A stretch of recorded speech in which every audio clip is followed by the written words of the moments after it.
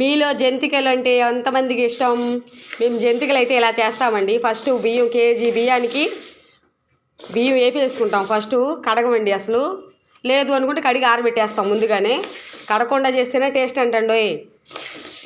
బియ్యం ఏం చేసుకుంటాం ఫస్ట్. తర్వాత పావు కేజీ మినప్పప్పు, పావు కేజీ పెసరపప్పు, పావు కేజీ తినేశనగపప్పు వేసి 3 ఇట్లా బాగా ఏం చేస్తామండి దోరగా.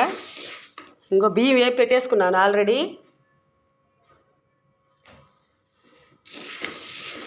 ఇలా వేసాక పిండి కలిపిన తర్వాత కలిపేటప్పుడు కారము నువ్వులు అవి వేస్తామండి. ఇది కలిపేటప్పుడు మళ్ళీ అది ఎలా కలపాలని చెప్తాను. హాయ్ అండి, ఎలా ఉన్నారు? సంక్రాంతి స్పెషల్ జంతికలు.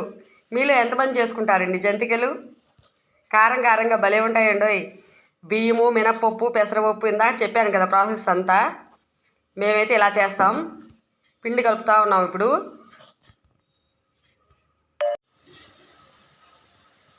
ఏమండో జంతికలు అంటే ఎంతమందికి ఇష్టం?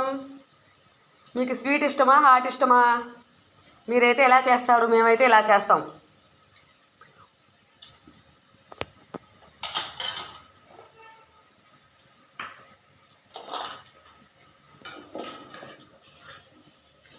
జంతికలు మురుకులు ఇంకెన్ని పేర్లు ఉన్నాయి వీటికి?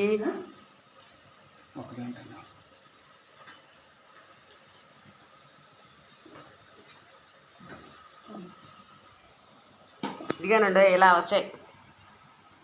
Please like. మీకు నచ్చాయా?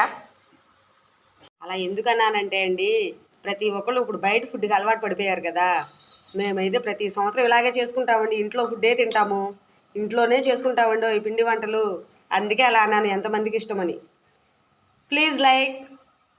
చూస్తున్నారు కానండి మన ఛానల్ ఎవరు సబ్స్క్రైబ్ చేసుకోవట్లేదండి.